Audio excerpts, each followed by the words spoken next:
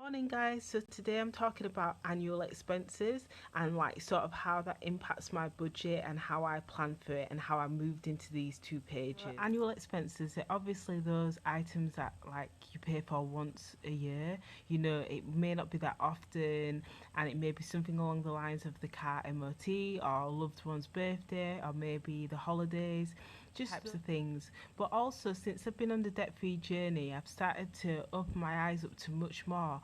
It can be other costly events, things that I don't normally buy every single month, and then when it does come round I'm a bit shocked. Today I'm just going to show you what's going on in my annual calendar and how it helps me prepare for my budget each month. Since April I've been taking note of any large expenses which I've been expecting over the next 12 months. Whilst I've done this, I've also sort of grouped these into different categories. As you can see here, I've got like 5 key categories. I've got school events, I've got I've got finances, other, and annual leave as well. This category is school, and this covers anything to do with school, whether it's school uniform, school holidays, anything to do with school. When I first began budgeting, I never used to take note of school holidays. I never really saw that as an extra expense. Much as I try and keep the costs down or I do free activities, I still end up spending a bit more money than I would on a regular week. So anytime I know there's a school holiday coming up, I know to budget a little bit extra for going out and taking out places. Also as well, childcare too.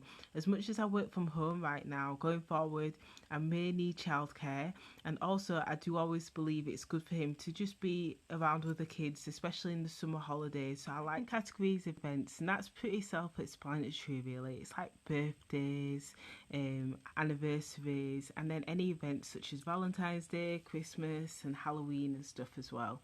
Now initially I hadn't really planned for items such as Halloween, but with recent years and how it's become a really big thing, it's something I'm definitely bearing in mind for the future, because I'm going to start looking out for deals just after Halloween. Just like with Christmas, I'm going to start for deals at the end of Christmas in January so that I can get items at a discounted price. One is finance, and this is something that I am really excited about. The little nerdy side of me comes out.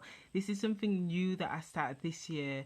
At the beginning of the year I did a massive bill audit and I sort of want to keep that up. So we've got your typical car MOT. Sorry, I'm out of breath because I ran up the stairs. We've got car MOT, but then we've also got other bits as well. So I've got my DMP review, although nothing ever happens there. Nothing happened last but then we've got like the Amazon Prime. So I signed up for a free deal that for like 6 months. Didn't have to pay for anything, but I put a reminder in February to make sure that I cancel it then, because to be honest I prefer I'm not that bothered about it anyway. Internet renewal in January, that's when my current deal's over with, so I need to make a note for January to look out for some better internet deals or give them a call and see if they can give me a good price. This one is others, and this is very like a vague one, to be honest. These are like events or items which I really wanted to do but may not have had the money to do, or it was like penciled in. So we really wanted to go on holiday in October, but we didn't. But we did, however, have my son's party. I didn't know if that was going to happen, but we made it happen. So these are like items where it's like I'm going to try my best to make that happen and I'm going to note it down, but it's not a definite.